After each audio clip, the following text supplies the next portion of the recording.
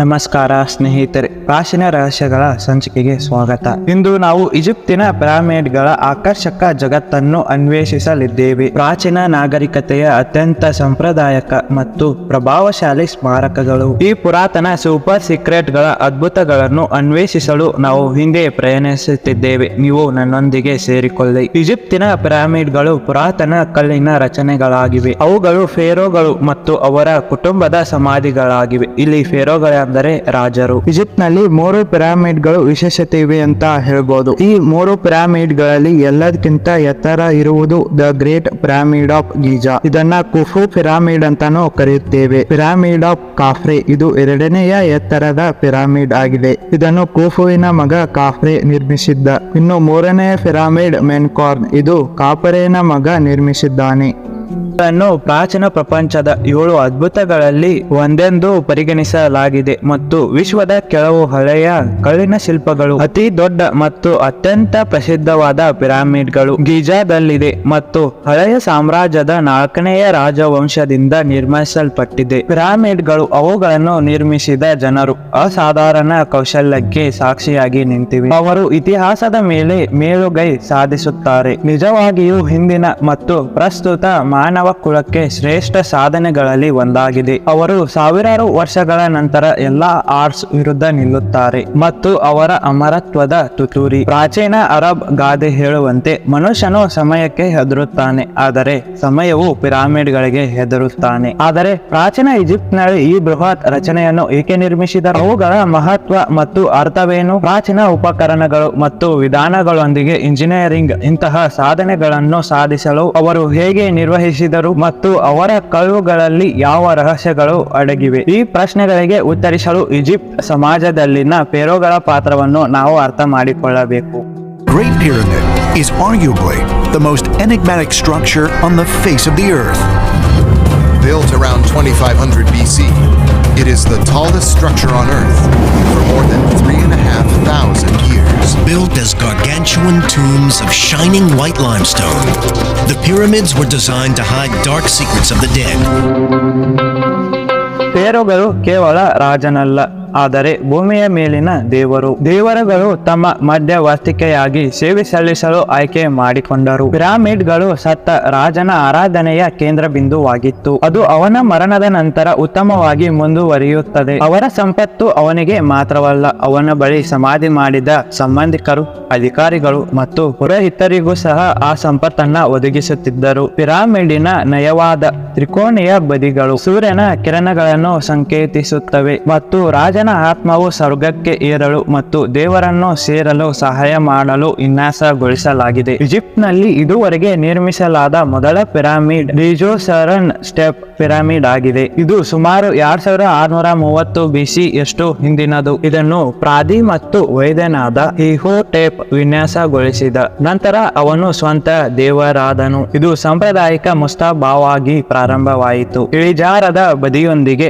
ಸಮತಟ್ಟಾದ ಮೇಲ್ಛಾವಣಿಯ ಆಕೃತಿಕರವಾದ ರಚನೆ, ಆದರೆ ಅತಿ ಹೆಚ್ಚು ಮಹತ್ವಾಕಾಂಕ್ಷೆಯಾಗಿ ಬೆಳೆಯಿತು. ಇದು 204 ಅಡಿ ಅಂದರೆ 62 ಮೀಟರ್ ಎತ್ತರದ ತಲುಪಿದ 6 ಹಂತದ ಕಲ್ಲುಗಳ ಪರದೆಗಳನ್ನು ಒಳಗೊಂಡಿತ್ತು. ಇದು ದೇವಾಲಯಗಳು, ಪ್ರಾಂಗಣಗಳು, ದೇವಾಲಯಗಳು ಮತ್ತು ಪ್ರತಿಮೆಗಳ ಸಂಕೀರ್ಣದಿಂದ ಆವೃತವಾಗಿದೆ. ಪಿರಮಿಡ್ ಕಟ್ಟಡದ ಶಿಖರವು ಗೀಜಾದಲ್ಲಿ 4ನೆಯ ರಾಜವಂಶದೊಂದಿಗೆ ಬಂದಿತು. ಸಹಸ್ರಾರು ವರ್ಷಗಳಿಂದ ಮಾನವೀಯತೆಯನ್ನು ಆಕರ್ಷಿಸಿದ 3 ಭವ್ಯವಾದ ಪಿರಮಿಡ್ಗಳನ್ನು ನಾವು ಇಲ್ಲಿ ಕಾಣಬಹುದು. The great pyramid of Khufu, the pyramid of Khafre, the pyramid of Menor. ಈ ಪಿರಮಿಡ್ಗಳು ನಿಜವಾಗಿ ಬೃಹದಾಕಾರವಾಗಿದ್ದು ಇತಿಹಾಸದಲ್ಲಿ ಅತಿ ಎತ್ತರದ ಮಾನವ ನಿರ್ಮಿತ ರಚಿತಗಳಲ್ಲಿ ಉಳಿದಿವೆ. ಗ್ರೇಟ್ ಪಿರಮಿಡ್ ಎಲ್ಲದಕ್ಕಿಂತ ದೊಡ್ಡದು ಮತ್ತು ಹಳೆಯದು. ಇದನ್ನು ಕ್ರಿಸ್ತ ಪೂರ್ವ 2550ರಲ್ಲಿ ಕುಫುಗಾಗಿ ನಿರ್ಮಿಸಲಾಯಿತು. ಇದನ್ನು ಚಿಯೋಪ್ಸ್ ಎಂದು ಕರೆಯುತ್ತಾರೆ. ಇದು 480 ಅಡಿ ಅಂದರೆ 146 ಮೀಟರ್ ಎತ್ತರದಲ್ಲಿದೆ ಮತ್ತು ಪ್ರತಿಯೊಂದು ಸರಾಸರಿ 2.5 ಟನ್ ತೂಕದ 2.3 ಮಿಲಿಯನ್ ಬ್ಲಾಕ್ಗಳಿಂದ ಮಾಡಲ್ಪಟ್ಟಿವೆ. ಕೆಲವು ಬ್ಲಾಕ್ಗಳು 50 ಟನ್ಗಳಷ್ಟು ತೂಗುತ್ತವೆ. ಇದು ಆನೆಗೆ ಸಮನಾಗಿರುತ್ತದೆ. ಇಡೀ ರಚನೆಯು ಸುಮಾರು 6 ಮಿಲಿಯನ್ ಟನ್ ತೂಗುತ್ತದೆ. ಇದು 16 ಎಂಪೈರ್ ಸ್ಟೇಟ್ ಕಟ್ಟಡಗಳಿಗೆ ಸಮನಾಗಿವೆ. ಗ್ರೇಟ್ ಪಿರಮಿಡ್ ಅಳತೆಗಳು ಮತ್ತು ಜೋಡಣೆಗಳಲ್ಲಿ ನಂಬಲಾಗದಷ್ಟು ನಿಖರವಾಗಿದೆ. ಇದರ 4 ಬದಿಗಳು 2 ಇಂಚುಗಳಿಗಿಂತ ಕಡಿಮೆ 5 ಸೆಂಟಿಮೀಟರ್ ಉದ್ದದಲ್ಲಿ ಬದಲಾಗುತ್ತವೆ ಮತ್ತು ಕಾರ್ಡಿನಲ್ ಪಾಯಿಂಟ್ಗಳಿಗೆ ನಿಖರವಾಗಿ ಆಧಾರಿತವಾಗಿವೆ. ಉತ್ತರ, ದಕ್ಷಿಣ, ಪೂರ್ವ ಮತ್ತು ಪಶ್ಚಿಮ. ಇದರ 13 ಎಕರೆ ಅಂದರೆ 5 ಹೆಕ್ಟೇರ್ ವಿಸ್ತರಣೆಯನ್ನು ಹೊಂದಿದೆ ಮತ್ತು ಬಹುತೇಕ ಸಂಪೂರ್ಣವಾಗಿ ಸಮತಟ್ಟಾಗಿದೆ. ಗ್ರೇಟ್ ಪಿರಮಿಡಿನ ಒಳಭಾಗವು ಹಾದಿಗಳು ಮತ್ತು ಕೋಣೆಗಳ ಸಂಕೀರ್ಣ ಜಾಲವಾಗಿದ್ದು ಇದು ಶತಮಾನಗಳಿಂದ ಪರಿಶೋಧಕರನ್ನು ಗೊಂದಲಕ್ಕೀಡು ಮಾಡಿದೆ. ಮುಖ್ಯ ದ್ವಾರವು ಆರೋಹಣ ಕಾರಿಡಾರ್ಗೆ ಕಾರಣವಾಗುತ್ತದೆ. ಅದು 2 ಕವಲೊಡೆಯುತ್ತದೆ. ಕ್ವೀನ್ಸ್ ಚೇಂಬರ್ ಎಂದು ಕರೆಸಲ್ಪಡುವ ಒಂದು ಹಂತಕ್ಕೆ ಕಾರಣವಾಗುತ್ತದೆ. ಇನ್ನೊಂದು ಅವರೋಹಣ ಕಾರಿಡಾರ್ಗೆ ದಾರಿಯಾಗುತ್ತದೆ. ಅದು ತಳದ ಸಿಳೆಗೆ ಆಳವಾಗಿ ಹೋಗುತ್ತದೆ.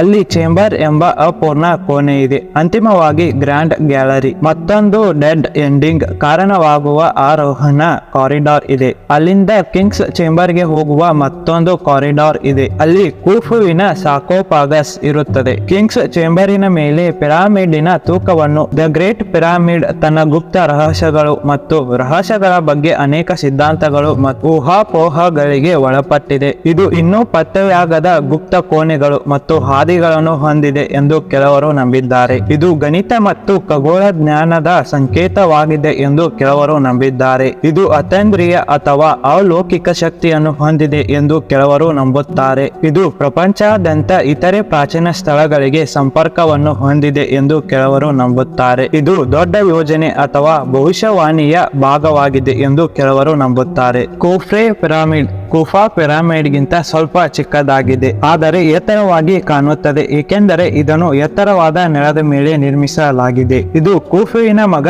ಚೆರ್ಫೆನ್ ಈ ಪಿರಮಿಡ್ ಅನ್ನು ಕಟ್ಟಿಸಿದ್ದಾನೆ. 2520 ಬಿಸಿಯಲ್ಲಿ ನಿರ್ಮಿಸಲಾಗಿದೆ. ಇದು 471 ಅಡಿ ಅಂದರೆ 143 ಮೀಟರ್ ಎತ್ತರವಾಗಿದ್ದು ಮತ್ತು ಪ್ರತಿಯೊಂದು ಸರಾಸರಿ 2 ಟನ್ ತೂಕದ 2 ಮಿಲಿಯನ್ ಬ್ಲಾಕ್ಗಳಿಂದ ಮಾಡಲ್ಪಟ್ಟಿದೆ. ಮೆನ್ಖೋರೆ ಪಿರಮಿಡ್ ಖುಫು ಅಥವಾ ಕೆಫ್ರೆಗಿಂತ ಚಿಕ್ಕದಾಗಿದೆ, ಆದರೆ ತನ್ನದೇ ಆದ ರೀತಿಯಲ್ಲಿ ಇನ್ನೂ ಪ್ರಭಾವಶಾಲಿಯಾಗಿದೆ. ಇದನ್ನು 2490 ಬಿಸಿಯಲ್ಲಿ ನಿರ್ಮಿಸಲಾಗಿತ್ತು. ಇದನ್ನು ಖುಫು ಅವರ ಮಗ ಮೈಸೆರಿನಸ್ ಇದನ್ನು ನಿರ್ಮಿಸಿದ್ದಾರೆ. ಇದು 215 ಅಡಿ ಅಂದರೆ 65 ಮೀಟರ್ ಎತ್ತರವಾಗಿದ್ದು ಪ್ರತಿಯೊಂದು ಸರಾಸರಿ 1 ಟನ್ ತೂಕದ 2 ಲಕ್ಷ ಬ್ಲಾಕ್ಗಳಿಂದ ಮಾಡಲ್ಪಟ್ಟಿದೆ. ಈ 3 ದೊಡ್ಡ ಪಿರಮಿಡ್ ಪಕ್ಕದಲ್ಲಿಯೇ ಮತ್ತೊಂದು ಗಮನಾರ್ಹವಾದ ಸ್ಮಾರಕವಿದೆ, ಗ್ರೇಟ್ ಸಿಂಹನಾರಿ. ಈ ಬೃಹತ್ ಪ್ರತಿಮೆಯು ಮಾನವನ ತಲೆ ಮತ್ತು ಸಿಂಹದ ದೇಹವನ್ನು ಹೊಂದಿರುವ ಪ್ರಾಣಿಯನ್ನು ಚಿತ್ರಿಸುತ್ತದೆ ಮತ್ತು 240 ಅಡಿ ಅಂದರೆ 73 ಮೀಟರ್ ಉದ್ದ,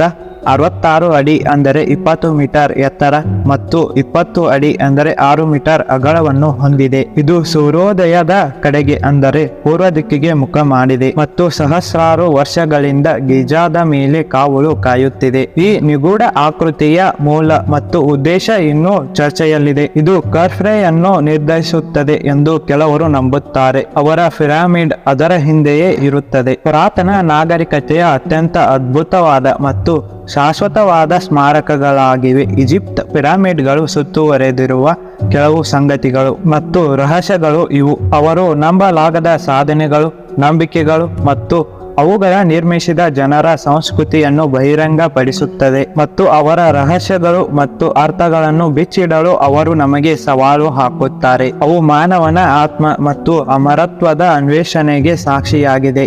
ನೀವು ಯೋಚನೆ ಮಾಡಿ, ಆಗಿನ ಕಾಲದಲ್ಲಿ ಯಾವ ಟೆಕ್ನಾಲಜಿ ಕೂಡ ಇರಲಿಲ್ಲ, ಯಾವ ಕ್ರೇನ್ ಕೂಡ ಇರಲಿಲ್ಲ. ಆದರೂ ಇಷ್ಟು ದೊಡ್ಡ ಪಿರಮಿಡ್ಗಳನ್ನು ಅವರು ಹೇಗೆ ಕಟ್ಟಲು ಸಾಧ್ಯವಾಯಿತು? ನಿರ್ಮಾಣ ತಂತ್ರಗಳು. ಪಿರಮಿಡ್ಗಳ ನಿರ್ಮಾಣವು ಬೃಹತ್ ಪ್ರಮಾಣದ ಕಲ್ಲುಗಳನ್ನು ಚಲಿಸುವುದನ್ನು ಒಳಗೊಂಡಿತ್ತು. ಹೆಚ್ಚಿನ ಬ್ಲಾಕ್ಗಳು ಹತ್ತಿರದ ಕಲ್ಲು ಗಣಿಗಳಿಂದ ಬಂದರೂ ವಿಶೇಷ ಕಲ್ಲುಗಳನ್ನು ದೂರದ ಸ್ಥಳದಿಂದ ದೊಡ್ಡ ದೋಣಿಗಳ ಮೇಲೆ ಸಾಗಿಸಲಾಯಿತು. ಉದಾಹರಣೆಗೆ ತುರಾದಿಂದ ಬಿಳಿ ಸುಣ್ಣದ ಕಲ್ಲು ಮತ್ತು ಗ್ರಾನೈಟ್. ಘರ್ಷಣೆಯನ್ನು ಕಡಿಮೆ ಮಾಡಲು ಸ್ಲೈಡರ್ ಮುಂಭಾಗದಲ್ಲಿ ತೀವ್ರಗೊಳಿಸಲಾದ ಮರಳಿನೊಂದಿಗೆ ಮರದ ಸ್ಲೈಡರ್ಗಳ ಮೂಲಕ ಕಲ್ಲು ಗಣಿ ಬ್ಲಾಕ್ಗಳನ್ನು ನಿರ್ಮಾಣ ಸ್ಥಳಕ್ಕೆ ಸಾಗಿಸುವ ಸಾಧ್ಯತೆ ಇದೆ. ನೀರಿನ ಹನಿಗಳು ಮರಳಿನ ಧಾನ್ಯಗಳ ನಡುವೆ ಸೇತುವೆಗಳನ್ನು ರಚಿಸಿದರು. ಅವುಗಳು ಒಟ್ಟಿಗೆ ಅಂಟಿಸಿಕೊಳ್ಳಲು ಸಹಾಯ ಮಾಡುತ್ತವೆ. ಕೆಲಸಗಾರರು ನಿರ್ಮಾಣ ಸ್ಥಳದ ಹತ್ತಿರ ಕಲ್ಲುಗಳನ್ನು ಕತ್ತರಿಸಿದರು. ಕತ್ತರಿಸುವ ಉಪಕರಣಗಳ ಹಲವಾರು ಸಂಶೋಧನೆಗಳಿಂದ ಸೂಚಿಸಲಾಗಿದೆ. ಸಿದ್ಧಪಡಿಸಿದ ಬ್ಲಾಕ್ಗಳನ್ನು